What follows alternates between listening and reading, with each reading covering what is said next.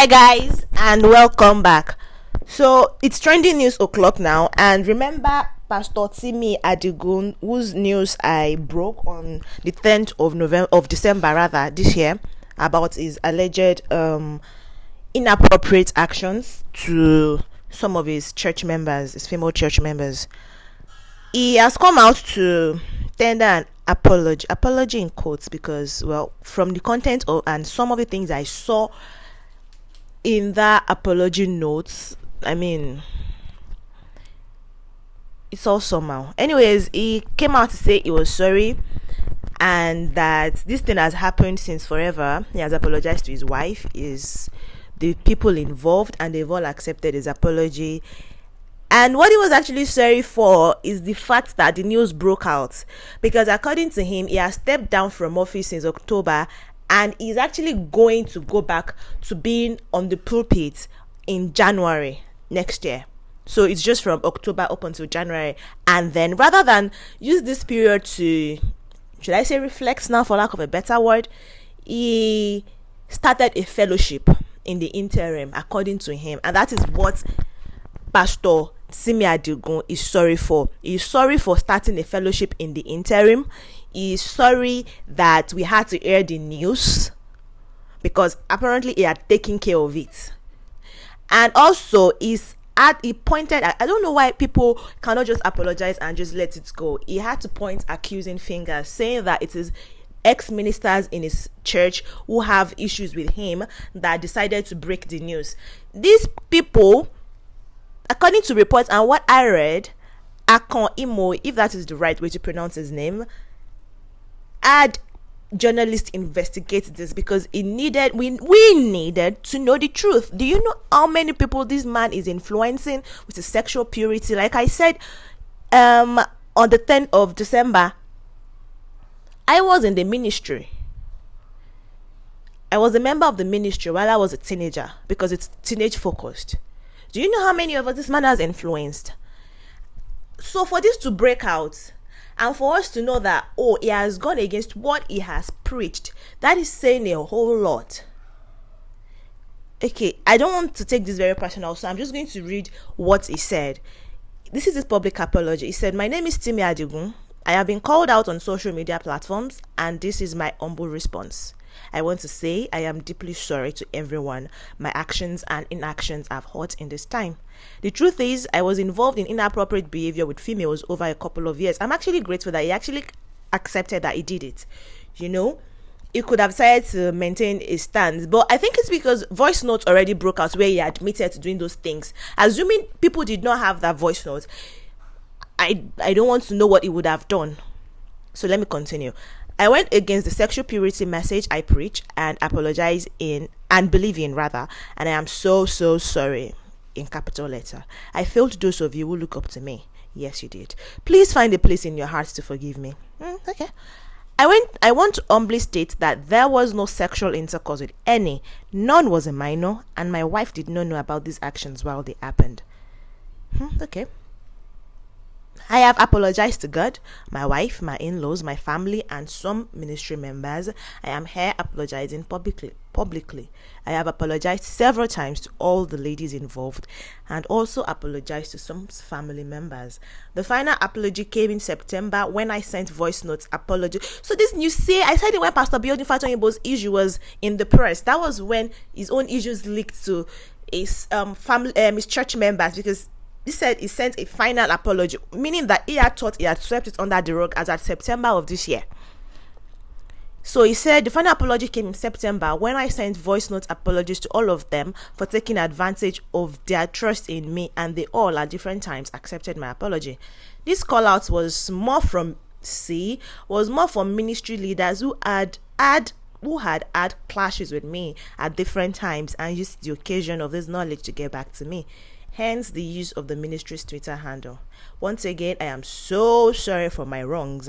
I am 100% open and faithful to my wife now, and I know deep within that I have repented. Okay, please give me an opportunity to prove so. And yes, I still believe in sexual purity, and I hope to be a worthy example again soon enough.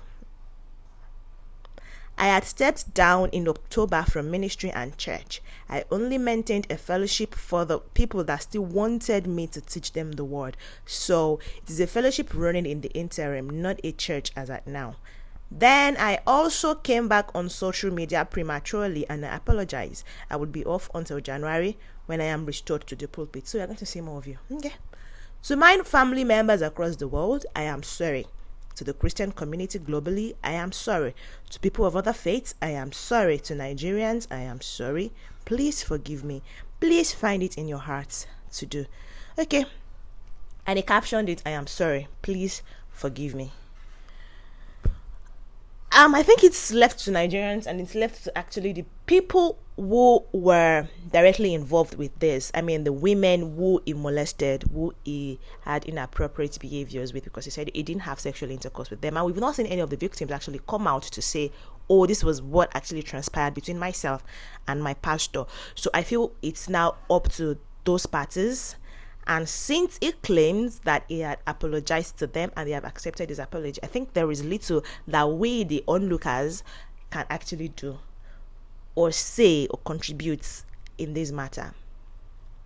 But I hope that this would be the last, or at least one of the last, that we will hear of ministers having inappropriate behavior or behaving inappropriately with any of their church members.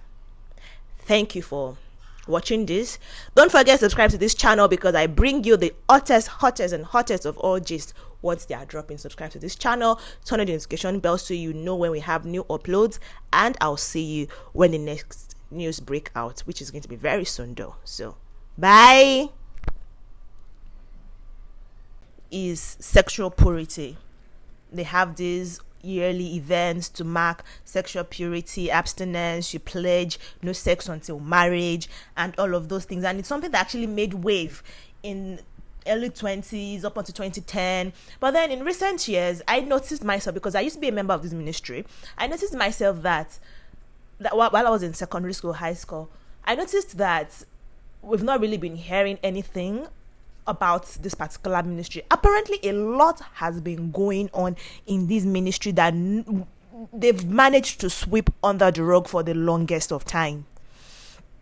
So this is the real gist now. Word on the street is that Pastor Timi Adigun has been having carnal knowledge of the teenagers in his church, because it's a teenage ministry, so most of the members are female teenagers. He's been sleeping with them, and in his defense, according to him, it has been consensual sex. He said he has never raped any one of them, but it is consensual sex. This is coming in the wake of a recent pastor drama allegation.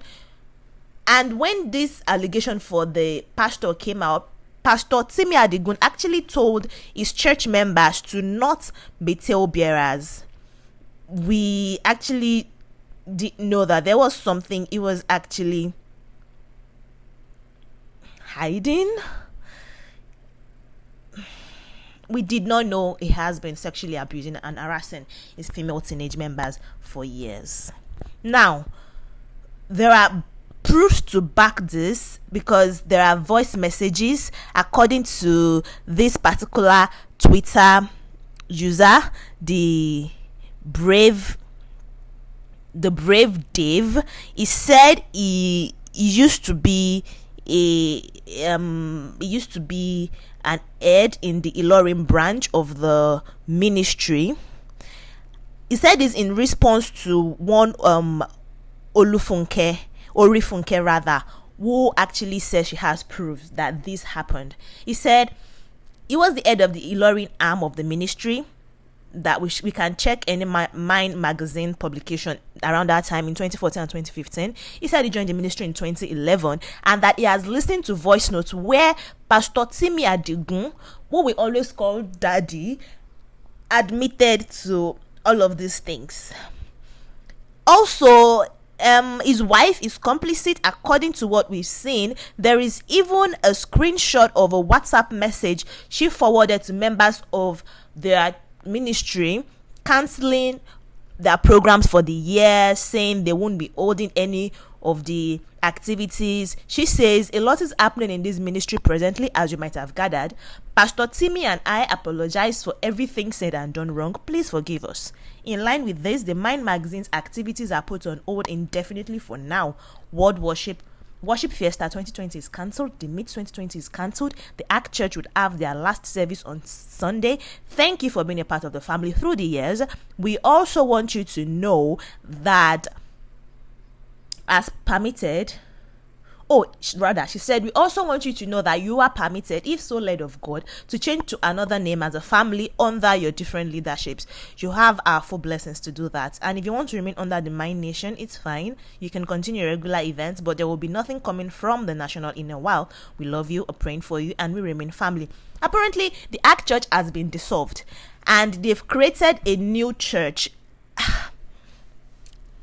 There is a new church, and it has over 30 Instagram accounts on behalf of this new church. You know, a church has different ministries, things they do. So there is the THL singles, the THL couples, the THL kiddies. Apparently the name of the new church is THL. The THL Foundation NG, the THL Arc Ladies. It's all messy. So a new one has been started low-key, and it's been running for a while now. Pastor Timmy Adigun himself has not said anything. Apparently, he's just been trying to sweep it under the rug so that this does not make news. Because according to one Twitter user, she said she has actually been waiting for somebody to bring this message on Twitter or Instagram, because all of this is actually coming from Twitter. Not just one girl, but different girls. Please, if you have more information about this, you can put it in the comment section. Let us know what is happening, because now the Act Church actually has disabled comments under their Instagram post, so nobody can post anything. This has been going on for a while, because there is a Precious who is saying that someone posted this on a WhatsApp contact list status yesterday, but she didn't really understand. People are actually low-key talking about it, but because the ministry has been good at keeping it and hiding it, it's not been making wave. But now we know that this has been happening. And like I said earlier, I'm actually very familiar with Mind Magazine, because it used to be the in thing then when I was in high school, secondary school. I would probably still do a reaction video proper when the all gist is out, because I feel like now that this has come to the mainstream media, the ministry will have to say something about it. Because according to Orifunke, rather, she said the members of the church have actually asked him to come say something about it, but he has refused to say anything. They just want him to admit to it. There is a voice note according to Brave Dave, like I said earlier, but the man himself has said nothing about it to his church members. He has not come out, but there are voice notes where he admitted to it. And Orifunke also said we should ask any Mind Ministry member and they would affirm it, including their ex-pastors, that there was a form created by the Akonimo, rather, and a team of investigative journalists to get victims to speak to. Guys, I just hope the ministry has a very cogent explanation for this news that is making wave, because honestly I find it very hard to believe. Like I said, I used to be a part of the magazine. Anyways, let me know what you think, and of course there is a reaction video coming, but I just had to drop this real quick as it just happened. Let me know what you think about it. Did you know about Mind Magazine? Did you know about Pastor Timmy and Titi Adigun? Did you know about them and the Mind Magazine? Did you notice that the church has not been saying anything for the past few years? Apparently, Nigerian actress Toyosi Oloyede is one of the members of the church, but she has not said anything. And the news making round is that she is actually not complicit, unlike his wife, that she's not in support of whatever is happening with the man and other female members in the church, teen members in the church. I don't think, anyways, it's going to be a part of my reaction video. Just look out for that. Thank you for watching this particular trending news, and I'll be back with a new one when the old gist is out. Bye.